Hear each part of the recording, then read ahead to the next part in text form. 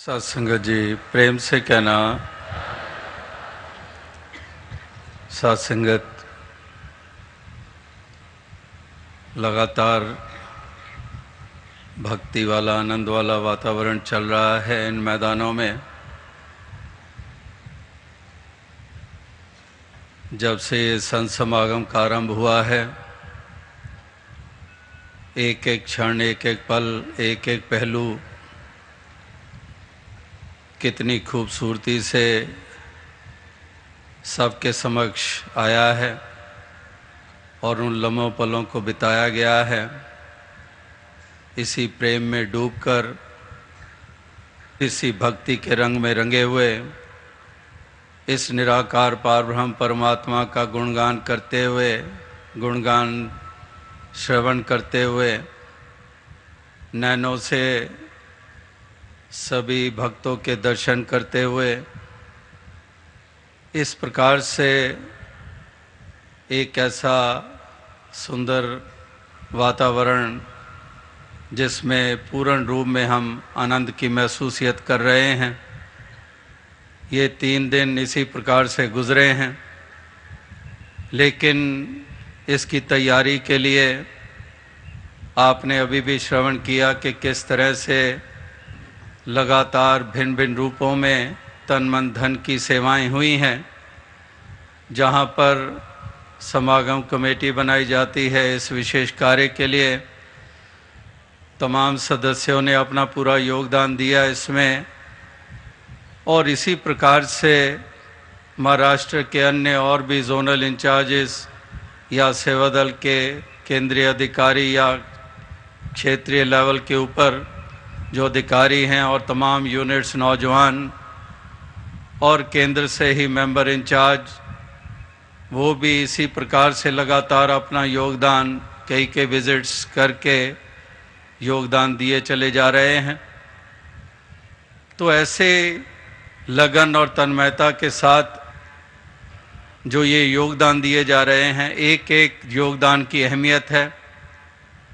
एक एक योगदान जो दिया जा रहा है किसी रूप में भी किसी के द्वारा, उसकी अपनी विशेषता है, क्योंकि ये परोपकार का कार्य है।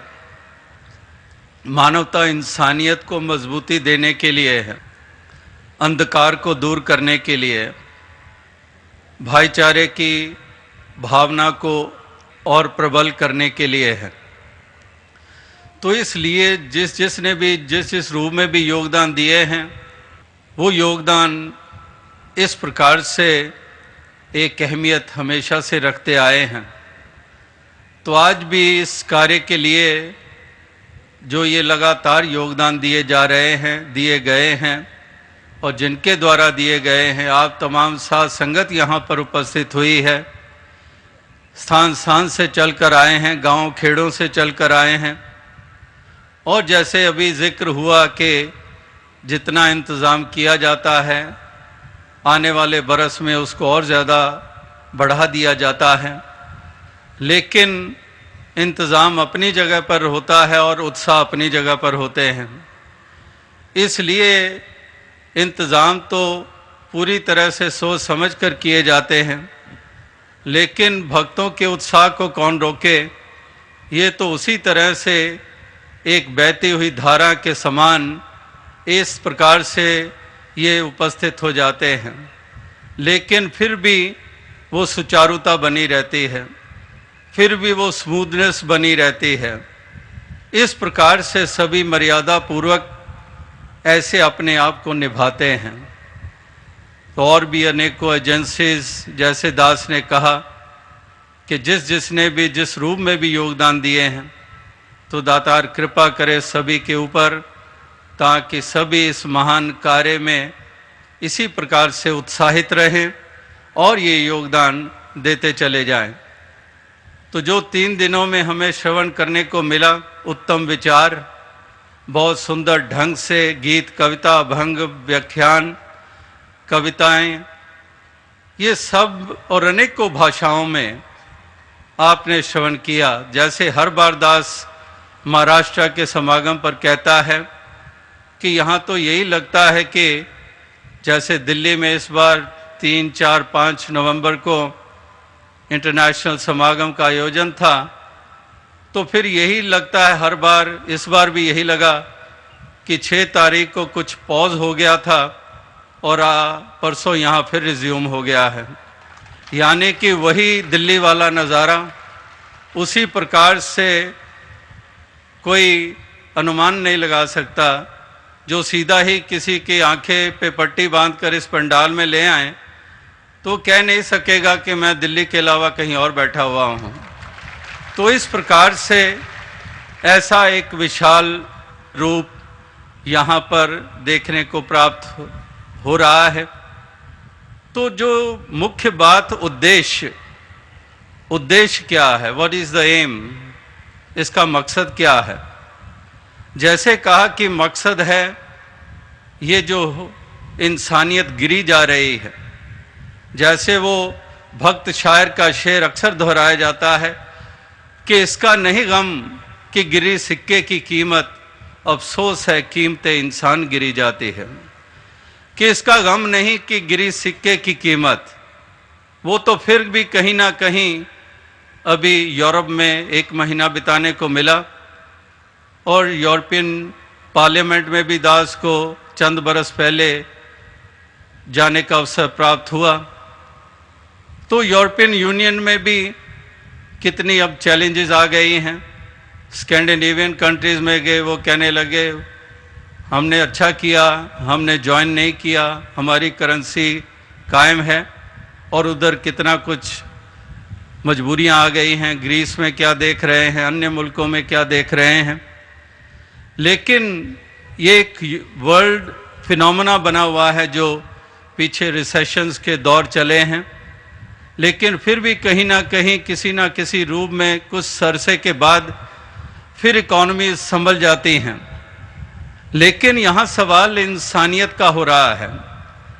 तो ये जो शायर ने कहा है कि इसका नहीं गम गिरी सिक्के की कीमत, अफसोस है कीमतें इंसान गिरी जाती है।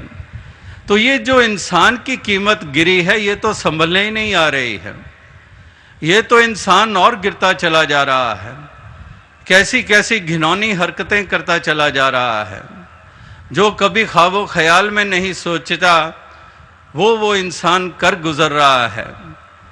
तो इसलिए ये जो इंसानियत है, मानवता है, ह्यूमैनिटी है, ह्यूमन वैल्यूज़ हैं, इसको मजबूती देने के लिए ही आप यहाँ उपस्थित हुए हैं। यही ध्येय है सबका, इसी मकसद से आप पहुँचे हैं। जहाँ पर अपनी भक्ति निभा रहे हैं, जहाँ पर परमात्मा के प्रति अपनी कृतज्ञता का भाव प्रकट कर रहे हैं, जो ग्रेटिट्यूड, जो थैंकफुलनेस आपके मन में है कि हे दातार कृपा हुई कि इस जन्म को सफल कर दिया, ये महापुरुषों का संग दे दिया, ये जन्मों जन्मों की अज्ञानता को दूर करके उजाले में ला खड़ा कर दिया, इस जीवन मुक्ति के भागीदार बना दिया इस आत्मा को। इस शरीर के यात्रा संपन्न होने के बाद इसको भटकना नहीं, इसको निज घर की प्राप्ति इसी लोक में हो गई है। तो इस प्रकार से इसके लिए कृतज्ञता का भाव, थैंकफुलनेस, कि तेरी कृपा है दातार, शुक्र है, शुक्र है तूने जीवन का सबसे महत्वपूर्ण जो मकसद था उसको पूरा करा दिया है। तेरी कृपा है, हमें भागीदार बना दिया उस दौलत का, जिस दौलत को बड़े तपी तपीश्वर शरीरों को सुखा सुखा कर भी ना प्राप्त कर पाए, हमें सहज में ही वो प्रदान कर दिया गया। तेरी कृपा है। तो वो शुक्राना भी लेकर आए हैं और साथ ही साथ इस मानव के रुतबे को बुलंद करने के लिए मानवीय गुणों से युक्त होकर जीवन जीने की प्रेरणाएं दी जा रही हैं कि इंसान इस कदर इस मानवता के डगर पर चल निकले, इंसानियत के रास्ते पे चल निकले। इस प्रकार से ये चाल वही चले जो इंसान के लिए है, जिसकी इंसान से उम्मीद की जाती है, ये वही चाल चले। और योनियों वाले पशु पंछी जानवरों को देखते हैं, वो अपनी चाल चलते रहते हैं, वो अपनी चाल उसी तरह से कायम रखते हैं। लेकिन इंसान से जो उम्मीद की जाती है जिस चाल की, इंसान सदियां और युग बीत गए अभी भी सीखा नहीं है। अभी भी इसकी बहकी और भटकी हुई चाल है। अभी भी ये इंसानियत के गुणों से युक्त नहीं हो पा रहा है। अभी भी इसकी पहचान इंसान वाली बन नहीं रही है, क्योंकि इंसान की पहचान इंसानियत के कारण है। जैसे शक्कर की पहचान उसकी मिठास के कारण है, नमक की पहचान उसके नमकीनपन के कारण है, इसी प्रकार से इंसान की असल पहचान तो इंसानियत के कारण ही है। लेकिन अगर इंसानियत ही हाथ ना रही तो फिर इंसान कहां पर हम रहे। इसीलिए कहना पड़ा कि करतूत पशु की मानुष जात, कि करतूत हमारी पशुओं से भी बदतर और मानव जाति में हम कहलाए जाते हैं। तो इसलिए इस ह्यूमैनिटी को, इस मानवता को, इस इंसानियत को मजबूत करने के लिए आप सभी उपस्थित हुए हैं। और आप ये भी जानते हैं कि humanity is the true religion, कि यही धर्म सच्चा धर्म है। All the saints and profits, they all established only one religion and that was the religion of humanity. मानवता का ही धर्म का स्थापन हुआ था। लेकिन आज धर्म तो है और धर्मों के नाम पर लड़ाइयां भी हैं, मजहब मिल्लत की दीवारें भी हैं, लेकिन ये नहीं इंसान जानता और महसूस करता और सोचता कि ये झगड़े और ये फसाद, ये लड़ाइयां, मजहब मिल्लत की दीवारें खड़ी करना, इसके पीछे कारण यही है कि धर्म की सार को खुद ही नहीं जाना है। धर्म के मायने क्या है, धर्म कहते किसको हैं। हजरत ईसा मसीह जी, राम जी ने, कृष्ण जी ने, हजरत मोहम्मद साहब ने, श्री गुरु नानक देव जी महाराज ने कौन से धर्म की स्थापना की थी। उन्होंने सभी ने मानवता और इंसानियत के धर्म की ही स्थापना की थी। तो हम इंसानियत का दामन छोड़कर अपने आप को धर्मी कहलाना चाहते हैं, क्योंकि हम पाठ पूजा करते हैं, क्योंकि हम यात्राएं करते हैं, क्योंकि हम एक दिन को पावन पवित्र मानकर उपवास करते हैं, क्योंकि हम माला फेरते हैं, क्योंकि हम ये करते हैं वो करते हैं, और इसको हमने धर्म की पहचान मान लिया। लेकिन गुरु पीर पैगंबरों ने जो धार्मिक होने की पहचान बताई है कि दया धर्म का मूल है, पाप मूल अभिमान, तुलसी दया न छोड़िए जब लग घट में प्राण, कि जो धर्म की परिभाषा उन्होंने बताई है कि कौन से इंग्रेडिएंट्स हैं धर्म में, हर चीज़ के बारे में कहते हैं इसके ये इंग्रेडिएंट्स हैं, इसके ये हैं, इसके वो हैं। तो धर्म के बारे में भी संक्षिप्त रूप में कह दिया कि दया धर्म का मूल है, पाप मूल अभिमान, तुलसी दया न छोड़िए जब लग घट में प्राण। तो ये धर्म की परिभाषा बताई है। लेकिन जैसे कहा, कल भी कहा कि रिचुअल्स को ही हमने, डॉगमास को ही हमने धर्म की पहचान बना लिया, और इसीलिए हम मानवता से दूर हो गए, हम मूल से दूर हो गए। जो ट्रू एसेंस ऑफ रिलीजन है वो ट्रू एसेंस अलोप हो गया है। इसीलिए दुर्गंध, फसाद, झगड़े, जुल्म सितम, ये सभी कुछ हमें देखने को मिल रहा है। और मानव इस कदर गिरता चला जा रहा है, लोभ लालच में आकर, संकीर्णताओं के कारण किस कदर ये इंसान गिरता चला जा रहा है। तो इसी गिरते हुए इंसान को उभारने के लिए, इसको अपनी असली पहचान में स्थापित करने के लिए, इसका असली जो वजूद है उसका एहसास कराने के लिए ही आप ऐसे समागम की रचना करते हैं, ताकि ये संदेश पहुंचे।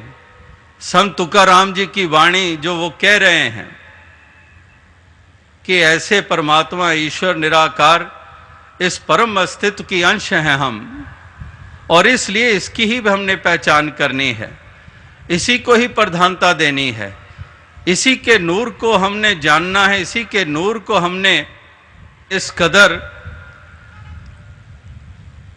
इसके प्रति अपने मन में वो भाव रखने हैं। तो ये संत तुकाराम जी, नामदेव जी, समर्थ गुरु रामदास जी, संत ज्ञानेश्वर जी इत्यादि ये तमाम महापुरुषों भक्तों ने इसी प्रकार से ये संदेश, ये पैगाम दिए हैं कि इंसान इस बात को समझे कि तुझ सगुण मनो कि निर्गुण रे, सगुण निर्गुण एक गोविंद रे। कि इस प्रकार से ये सरगुण और निर्गुण एक गोविंद ही है, एक नूर है सबके अंदर, नर है चाहे नारी है, कि एक नूर ही समाया हुआ है। ब्राह्मण क्षत्रिय वैश्य हरिजन एक की खलकत सारी है। अभी भी थोड़ी देर पहले आपने अवतार वाणी 6 अलग अलग भाषाओं में श्रवण की। ये भी शहंशाह बाबा अवतार सिंह जी के वचन है कि एक नूर है सब दे अंदर, नर है चाहे नारी है, ब्राह्मण क्षत्रिय वैश्य हरिजन एक दी खलकत सारी है। तो एक की ही खलकत है। निर्गुण सरगुण जो बात कही कि एक गोविंद रे, कि एक गोविंद परमात्मा ही है, एक निराकार ही है। इसी एक के ऊपर केंद्रित हो जाएं, इस एक को ही जीवन में प्रधानता दें। इस एक का जीवन में ना होना ही हमारा गिरने का कारण बनता है, इस आत्मा के बंधन में पड़े रहने का कारण बनता है। ये आत्मा कब से इस एक से बिछड़ी हुई है, इसी की अंश होकर भी इससे बिछड़ी हुई है। कबीर जी के भी वचन अभी थोड़ी देर पहले आपने सुने कि जल में मीन प्यासी मोए सुन सुनावे हासी, कि जल में रहकर भी जल के लिए भटक रही है मछली। इसी प्रकार से आत्मा परमात्मा की अंश होकर भी इससे जुदा है। वो जुदाई फिजिकल नहीं है, वो जुदाई है तो एक इग्नोरेंस के कारण है, ड्यू टू इग्नोरेंस, एक अंधकार के कारण है ये जुदाई जो है। और वाकई ही ये प्यास इसके बगैर बुझने वाली नहीं है। 7 युगों की यही कहानी, मैं मछली तू पानी, कि इस प्रकार से यही प्यास कि मैं मछली। अभी ये भी आपने थोड़ी देर पहले सुना कि तू दरियाओ मेरा दाना बीना, मैं मछली कैसे अंत लहा, जह जह देखा तह तह तू है, तुझसे निकसी फूट मरा। कि मछली मैं हूं और तू सागर है। तो वाकई ही इस प्रकार से ये अगर जल प्राप्त हो जाए, ये पानी प्राप्त हो जाए, तो मछली नाच उठती है, उसके जीवन में रवानगी आ जाती है। अगर मछली को कुछ देर के लिए भी पानी से बाहर निकाल दें, उससे फिर पूछे क्या हालत हो रही है उसकी। और आत्मा जो जन्मों जन्मों से बिछड़ी हुई है, इसकी क्या हालत हो रही होगी। और इसको राहत देने वाला मिल जाए कोई, तो उससे बड़ा उपकार क्या होगा। धन दौलत तो मिल जाते हैं, रिद्धियां सिद्धियां से भी प्राप्त हो जाते हैं, बहुत बहुत साधन इस्तेमाल करते हैं, दुनियावी दौलतें जो इस लोक में भी साथ छोड़ जाती हैं, उसके लिए तो बहुत कुछ करते हैं और करने वाले देने वाले का उपकार मानते हैं। लेकिन आत्मा जो जन्मों जन्मों से भटकी हुई है, इसको ठहराव मिल जाए, इससे बड़ा उपकार और क्या होगा। तो इसलिए ब्रह्म ज्ञानी उपकारी संत होते हैं जो आत्मा का कल्याण करते हैं। और आत्मा का जहां कल्याण हुआ, वहां पर इस मन में भी रोशनी स्थापित हो जाती है। और इसीलिए महापुरुष कहते हैं कि ये समा हाथों से निकलता जा रहा है, एक एक पल जा रहा है, एक एक क्षण जा रहा है, ये कभी इस प्रकार से रुका नहीं रहेगा। ये अवसर बीतो जात है, ये तो जी पानिया चा बुलबुला रे भरोसा याचा नहीं, कि ये तो इंसान इस जीवन का कोई भरोसा नहीं है। तुकाराम जी के वो वचन तो दास शायद पता नहीं कितने वर्षों से दोहरा रहा है कि रात्र गेली दिवस गेले आयुष गेले जन्म आए उनका आए केले, विषयाचे सुख घेता हर घड़ी चिंता पुन्हा ना आई जन्म रे आता, संसाराचे मोठे कोडे आणि तितके होते थोडे, तुका मणे का गुण तलाशी सब पताड़ा नरका जाशी। तो इस प्रकार से ये तुकाराम जी के वचन ही नहीं, तमाम संतों महात्माओं के हैं कि इंसान रात्र गेली दिवस गेले आयुष गेले, रात भी गई दिन भी गया आयु भी गई जन्म भी गया, जन्मा है तू काहे केले, तूने किया ही क्या आखिर।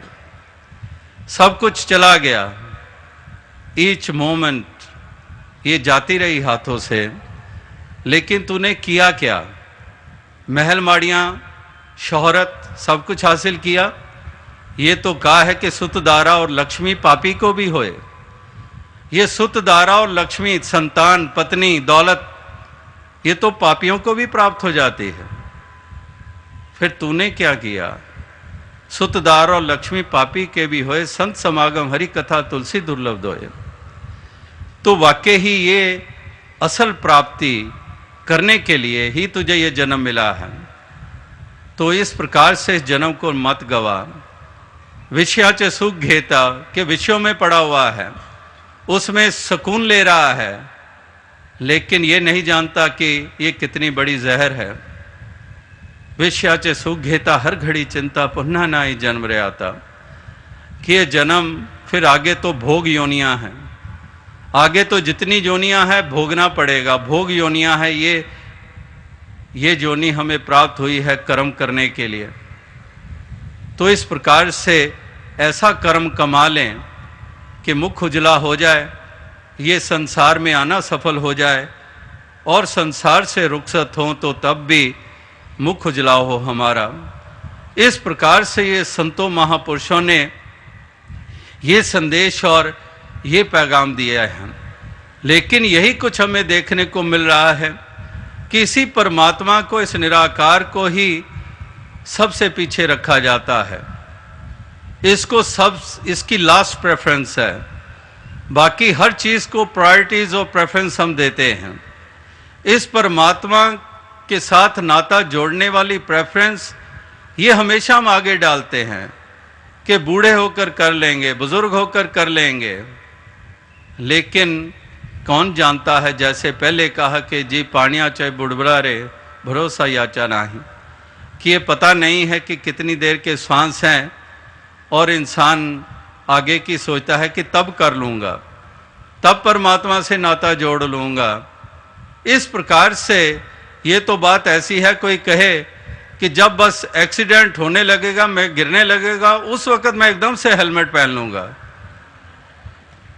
कहाँ पर पहन लेगा पता ही नहीं चलना। तो इस प्रकार से आगे पे डालता है इंसान। तो महापुरुष कहते हैं नहीं, इस समय की संभाल कर लो, इस परमात्मा को इस तरह से दूर मत रखो, इससे अपनी दूरी मत बनाए रखो। ये तो वो गुड रिडंस, जैसे परमात्मा के साथ शायद ऐसे ही हो रहा है कि एक पति दोस्त के पास गया, कहने लगा मेरे 25 साल शादी के पूरे हो गए, we both have completed 25 years of marriage, so we are going to celebrate our anniversary, this silver jubilee anniversary. How are you going to celebrate?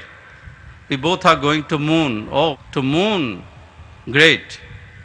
What are you planned for 50th anniversary? Going to Mars?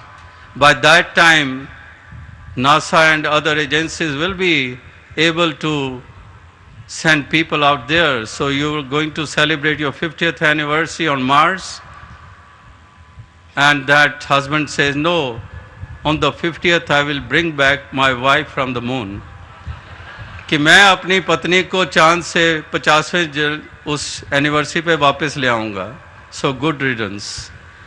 इस प्रकार से परमात्मा को भी शायद हमने इसी तरह से देश निकाला दिया हुआ है कि इससे हम जुदा ही रहना चाहते हैं। हम और सभी सिलसिलों में अपनी मनोवृत्तियां लगाए रखना चाहते हैं। तो महापुरुष संत जन भक्त जनों ने यही संदेश इंसान को, ये मानव को दिया है कि इंसान इसको अहमियत दो, पहल दो। तो कहने का भाव यही है कि महापुरुष संत जनों ने यही इंसान को समझाने के प्रयास किए हैं कि इंसान ये बात तू भली भांति समझ जा, और इस प्रकार से समय रहते हुए संभलेगा, मंजिल मकसूद प्राप्त हो जाएगी, आत्मा को भी और तुझे भी एक जीवन जीने का सलीका प्राप्त हो जाएगा। ये जीवन जीने का ढंग प्राप्त हो जाएगा। ये मन में बसी हुई दीवारें भी गिर जाएंगी और ये दूरियां समाप्त हो जाएंगी। जो वननेस का नारा लगातार चल रहा है, जो लगातार आप देख भी रहे हैं और जिक्र भी हो रहे हैं, जो वननेस, एकत्व का भाव, तो इस प्रकार से इस एक के हो जाएं, इस एक के साथ जुड़कर इस एक का ही रूप बन जाएं कि तो ही मोही मोही तो ही अंतर कैसा। इस प्रकार से ये एकत्व का भाव पैदा हो जाए तो वो तभी होगा अगर इस एक के साथ जुड़कर हम इस जीवन के सफ़र को तय करेंगे। तो बाकी तो हमने कर्तव्यों की पालना करनी है। एक गृहस्थी जीवन जीते हुए हमने मेहनत मुशक्क़त भी करनी है, जैसे आप भी गृहस्थी हैं और मेहनत मुशक्क़त करते हैं। सेवा दल के नौजवानों की कल रैली आपने देखी, दे आर ऑल वॉलंटियर्स। ये कोई पेड स्टाफ नहीं है, ये कोई नौकरी करता है, कोई गवर्नमेंट सर्वेंट है, कोई यहाँ तक के गेजेटेड ऑफिसर्स ये खाकी वर्दी पहनकर साधारण रूप में सेवा कर रहे होते हैं। यहाँ पर कितने कितने पढ़े लिखे पीएचडीज किए हुए, डीलिट्स किए हुए, आप अनुमान नहीं लगा सकते ये मामूली से खाकी वर्दी पहनकर खड़ा हुआ है, ये सेवा दल का अधिकारी भी नहीं है, जस्ट ऑर्डिनरी एक जवान है। आपको अनुमान नहीं लगेगा कि उसका कितना बड़ा बिजनेस हाउस चल रहा है, एक्सपोर्ट करते हैं और वो साधारण रूप में रात रात इसी तरह से सेवा कर रहे हैं, ड्यूटी दे रहे हैं। तो इस प्रकार से जो दास जो बात कह रहा था कि इस प्रकार से कर्तव्यों की पालना भी करनी है, मेहनत मुशक्क़त करनी है। 10 नाव की किरत कमाई, ये पहले भी गुरु साहबानों ने कहा है, और ये मिशन के 5 प्रणों में ये भी एक प्रण है कि हमने समाज पे बोझ नहीं बनना है, हमने अपने कर्तव्यों की पालना करनी है, परिवार का पालन पोषण करना है, देश की सेवा करनी है, मानव जाति की सेवा करनी है। इस प्रकार से ये कर्तव्य करने हैं, कर्तव्यों को निभाना है, कर्तव्यों से भागना नहीं है। Fulfill all your responsibilities which that are entrusted upon you. ये सारी रिस्पॉन्सिबिलिटीज फुलफिल करो। Lead a life full of devotion while performing all your duties. Duties towards your family, duties towards the society, duties towards the nation, duties towards the whole of mankind. तो ये सारी perform करते हुए, ये सारी जिम्मेदारियों को निभाते हुए, इस प्रकार से हम मंजिल को भी प्राप्त कर लें, भक्ति भी कर लें। और कई कहते हैं ये सब जिम्मेदारियां करते हुए भक्ति कैसे हो सकती है?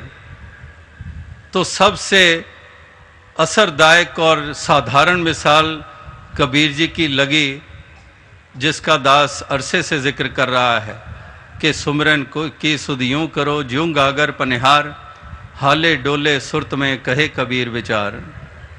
कि उन्होंने एक सरल सी मिसाल दे दी कि एक गागर भरकर गृहिणी जो होती हैं, हाउसवाइफ्स जो होती हैं, वो जाकर कुएं से पानी भरती हैं, गागर भरती हैं, और वो गागर भरकर अपने सर पर रख लेती हैं, एक नहीं 2-2 3-3 रख लेती हैं। अब कोई कहे कि हिलना जुलना नहीं है, फिर तो वो गागर लेकर कुएं की मुंडेर पे ही बैठे रहे, घर वाले तो फिर प्यासे ही रह जाएंगे, फिर तो कोई सब्जी पकने वाली नहीं है, कोई चाय बनने वाली नहीं है, क्योंकि हिलना जुलना नहीं है तो पानी तो फिर वहीं रहेगा, घर तो आएगा नहीं, फिर तो कुएं में ही अच्छा था। तो कबीर जी कह रहे हैं कि सुमिरन की सुध यूं करो ज्यों गागर पनिहार, हाले डोले सुरत में कहे कबीर विचार। कि वो पानी भरती हैं, सर पे रखती हैं, चलना नहीं छोड़ देती हैं, चलती हैं। और जिस रास्ते से चल रही हैं, ये नहीं कि सरकार ने वहाँ रोड रोलर्स फेर कर बड़ी स्मूथ सड़क बना दी है, नहीं, गांव में तो उबड़ खाबड़ पगडंडियाँ ही हुआ करती हैं, उन पे चल रही हैं। ये नहीं है कि ऑल सिचुएशंस आर फेवरेबल। वो सब उबड़ खाबड़ ज़मीन है और उस पे चल रही हैं और पानी घर तक पहुंचा रही हैं, एक दूसरे से बात कर भी रही हैं। बहनों के लिए तो वैसे भी मशहूर है कि बातें तो होनी ही हैं, तो बातचीत करती भी हैं और सुनती भी हैं। इतना कुछ हो रहा है, लेकिन पानी को गिरने नहीं दे रही हैं। क्यों? वो क्यों नहीं गिरने दे रही? क्या उन्होंने चलना छोड़ दिया इसलिए नहीं गिरने दे रही? क्या उन्होंने जुबान का इस्तेमाल बंद कर लिया इसलिए नहीं गिरने दे रही? उन्होंने कान बंद कर रखे हैं इसलिए नहीं गिरने दे रही? या जमीन हमवार है इसलिए नहीं गिरा पानी? नहीं, सब कॉन्शियसली एहसास अवेयर है कि हमने सर पे गागर उठाई है, उसमें पानी है। वो बैलेंस अपने शरीर का ऐसे करती हैं कि पानी को गिरने नहीं देती, in spite of doing all the activities.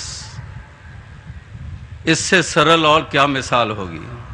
जो ये मानते हैं कि भक्ति करने के लिए, ये मुक्ति प्राप्त करने के लिए कहाँ पर आप परिवार में धकेल रहे हो, कहाँ ये हमें ये फर्ज निभाने की बात कर रहे हो, मेहनत मशक्क़त बिजनेस सर्विस की बात कर रहे हो। कबीर जी भी तो कपड़े बुनने का काम कर रहे थे, तो क्या हम मान लेंगे कि कबीर जी कोई भक्त नहीं थे क्योंकि वो कपड़े बुनने का काम कर रहे हैं? कहाँ उनकी वृत्ति लगती होगी निराकार के साथ? रविदास जी जूते गांठ रहे हैं, मीराबाई पहले ही पीछे हट जाती कि ये रविदास जी से मैं ये सच का ज्ञान प्राप्त करूं, इनका तो कहाँ नाता जुड़ा होगा, ये तो कपड़े गांठ रहे हैं। तमाम महापुरुष संत जनों ने कर्म करते हुए इस मंजिल को पाना और इसकी भक्ति अनन्य करने की ही बात कही है। तो आज भी आप इन्हीं उसूलों को मान रहे हैं और इन्हीं उसूलों को मानते हुए आप इस प्रकार से अपने इस जन्म को जहाँ सफल किए हैं वहाँ पर दातार का आधार लेते हुए अपने तमाम फर्जों को अदा करते चले जा रहे हैं और इस निराकार का शुक्र कर रहे हैं।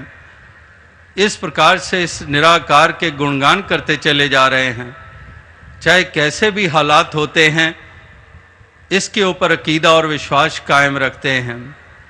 हालातों को हम कहाँ कंट्रोल में कर सकते हैं? Like there is a saying that we cannot direct the wind but we can adjust the sails. If we are going on a sailboat, if you expect that the direction of the wind will be that which is required to me, wind can blow any way in any direction, but that boatman, he adjusts the sails accordingly और वो अपनी मंजिल पे पहुंच जाता है। तो इसी प्रकार से महापुरुष संत जन वो यही सिखाते हैं कि हमने इस प्रकार से सहजता को प्राप्त करना है, सहज अवस्था में रहकर इस जीवन के सफ़र को तय करना है। अभी भी यूरोप गए तो वहाँ चाहे ऑस्ट्रिया था, चाहे स्वीडन था, चाहे स्विट्ज़रलैंड, कहीं पर -19 डिग्रीज, कहीं पर -13 डिग्रीज, कहीं पर -9 डिग्रीज और तकरीबन 10-12 दिन लगातार अलग अलग कंट्रीज़ में स्नोफॉल देखने का मौका मिला। सॉफ्ट फ्लेक्स ऑफ स्नो गिर रहे हैं। तो जब माइनस टेम्परेचर 4, 5, 10 की जिक्र होते थे तो कहते थे अब वहाँ तो स्नोफॉल हो रही होगी, फ्लेक्स गिर रहे होंगे। तो बताने वालों ने बताया नो, 0 डिग्री या अराउंड 0 डिग्री या -1 डिग्री के करीब जो फ्लेक्स स्नो के होते हैं वो सॉफ्टली गिरते हैं। अगर वो टेम्परेचर और गिरता चला जाता है तो हार्ड होते चले जाते हैं। तो ये सॉफ्ट फ्लेक्स जो गिरते हैं ये अराउंड 0 या -1 तक ये पूरी तरह से सॉफ्टनेस इनकी होती है और जो और सर्दी बढ़ती है तो वो सख्त होते चले जाते हैं। और वहाँ देखा कि गाड़ियाँ आ रही हैं, वो सड़कों के ऊपर नमक गिर रही हैं, सॉल्ट, किस लिए कि ये बर्फ़ साथ साथ पिघलती जाए। क्यों? अगर वो बर्फ़ यूं ही रहे तो टेम्परेचर माइनस इतना हो जाता है कि वो स्नो आइस बन जाती है, और आइस बन जाती है तो कोई गाड़ी ना बचे, स्किडिंग हो, वो फिसल कर ये एक्सीडेंट हो, वहाँ मारेगी गाड़ी, वो इतना फिर स्लिपरी सिलसिला बन जाता है। तो वो इस प्रकार से वहाँ नमक साथ साथ फेंकते रहते हैं। तो इससे दास को ये भी ध्यान आया कि अगर ये उपचार वो साथ साथ ना करें तो वो स्नो आइस बन जाए, तो जो ट्रांसपोर्टेशन है या फिर एक स्थान से दूसरे स्थान पे जाना मुमकिन ना हो पाएगा। इसी तरह से ऐसे ही वहाँ ख्याल आया कि अगर साथ साथ हम भक्ति को अपने दिल में स्थान ना देते रहेंगे, अगर इस निराकार का एहसास ना करेंगे साथ साथ, तो हमारे जीवन में भी वो फिसलन आती चली जाएगी, और इस प्रकार से हम उस प्रकार से वो आनंद ना प्राप्त कर पाएंगे। इसलिए साथ साथ ही ये चलता चला जाए। तो अब साथ संगत दास और अधिक समा नहीं लेगा, इन्हीं शब्दों से आपसे इजाज़त चाहेगा और फिर से अपनी खुशी जाहिर करेगा जो इस समागम पे प्राप्त हुई। आप सभी भक्तों, महापुरुषों के, सज्जनों के, अनेकों समाज की सेवा करने वाले और भी एडमिनिस्ट्रेशन से ताल्लुक़ रखने वाले अनेकों के दर्शन करने का अवसर प्राप्त हुआ, और आप सभी इस प्रकार से आपने ये सहजता कायम रखी, ये मर्यादाओं का पालन किया, और इसीलिए सुंदर वातावरण में ये समा ये बिताने को मिला है। और हर कोई इस तरह से ये चाहत रखता है, ये ऐसे समागमों पे पहुंचकर अपने आप को और एलिवेट करते हैं स्पिरिचुअली, और एलिवेशन प्राप्त होती है, और अपने आप को चार्ज कर लेते हैं कि वाकई हमने मानवीय गुणों से युक्त होकर जीवन जीना है, हमने प्यार से जीवन जीना है, हमने नफ़रत नहीं करनी है, हमने दृढ़ाकार नहीं प्राप्त करनी, हमने किसी के ऊपर जुल्म नहीं करने हैं, और इस तरह से एक समाज के सुंदर एक अंग बनकर हमने समाज को हमने निखार देना है। इस प्रकार से ऐसी एक मान्यताओं से युक्त होकर इस जीवन के सफ़र को सभी तय करते चले जाएं। इसके लिए दातार सभी को शक्ति व सामर्थ्य प्रदान करे। तो समय क्योंकि काफ़ी हो चुका है, इसलिए दास शब्दों को विराम देगा इन्हीं चंद भावनाओं से, और इसी प्रकार से यही अरदास करेगा कि दातार ऐसी कृपा करे, तमाम इंसानों को सुमति प्रदान करे कि इंसान इंसानों की तरह जीवन जी लें। साध संगत जी धन्य।